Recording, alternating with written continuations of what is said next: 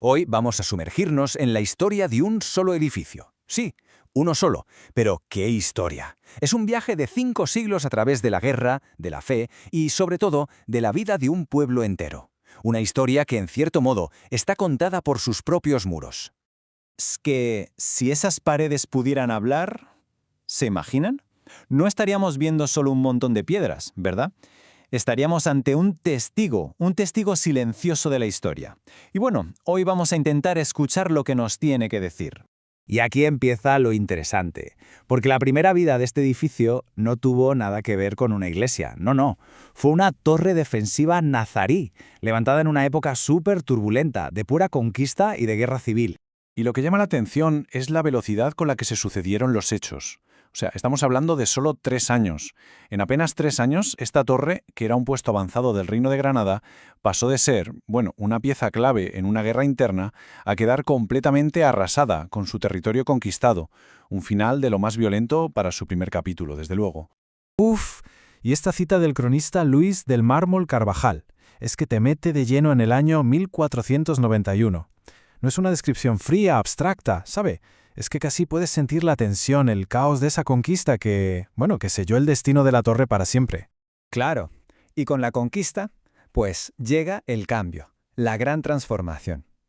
Vamos a ver ahora la segunda vida de este edificio, justo el momento en que esa antigua mezquita empieza su camino para convertirse en una parroquia cristiana. Pero, ojo, esto no fue algo que pasara de la noche a la mañana, ni mucho menos. Fue un proceso muy deliberado que se hizo como en 3 fases.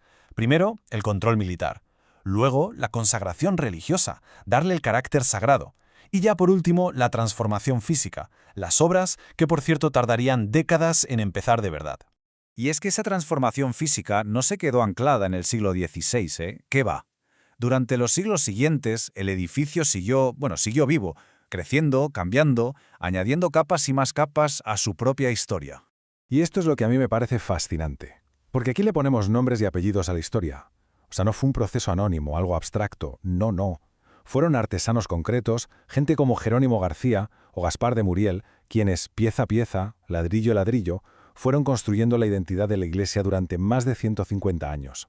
Y aquí se ve clarísimo. Esta comparación lo deja, meridiano.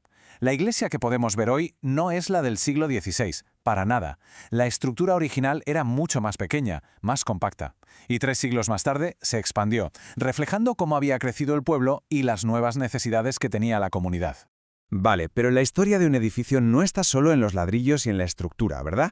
Ahora vamos a hacer algo distinto. Vamos a meternos dentro a ver qué tesoros, qué obras de arte se esconden en su interior. Y fijaos en estas palabras del historiador del arte Gómez Moreno Calera, son la presentación perfecta para una de las grandes joyas de la Iglesia, un retablo renacentista de San Francisco. Pequeñito, sí, pero de una importancia tremenda. Es que este retablo es literalmente un superviviente. Su valor no es solo la belleza, que la tiene, y que se atribuye a un discípulo del mismísimo Pedro Machuca. No, su valor está en lo raro que es. Es uno de los poquísimos que se conservan. Es como abrir una pequeña ventana a la pintura del siglo XVI que ha conseguido llegar hasta hoy, aunque claro, el tiempo y la suciedad hayan apagado un poco sus colores. Pero es que no es la única obra de arte que merece la pena. El retablo mayor, eso es otra historia por sí sola. Fijaos, se contrató en 1766, pero el pueblo, la comunidad, tardó más de 30 años en juntar el dinero para poder instalarlo y dorarlo por completo. Un esfuerzo colectivo brutal, Y todo esto nos lleva al punto final, que para mí es el más importante. La iglesia dejó de ser solo un lugar de culto para convertirse en algo mucho más grande, en el auténtico corazón, en el epicentro de la vida social y civil del pueblo. 12.000 pesetas. Este número es la clave de toda. Allá por la década de 1880, el rey Alfonso XII donó esta cantidad al pueblo. Pero no fue un regalo porque sí, Fue una recompensa, un premio por la ayuda que la gente del pueblo prestó de forma totalmente desinteresada a sus vecinos durante un terremoto que fue devastador. Y aquí es donde se cierra el círculo de una forma preciosa. Un acto de solidaridad de todo un pueblo se convierte directamente en la transformación final de su iglesia. El dinero se usó para construir las naves laterales, así que el edificio pasó a ser, un monumento al propio carácter de su gente. Y esa conexión tan fuerte con la gente se ve hasta en su folclore, en sus historias. Esta leyenda local sobre la Cruz de los Burbujones Es divertidísima y nos enseña cómo el edificio y todo lo que lo rodea se metió hasta el fondo en el humor y en la identidad cultural del pueblo.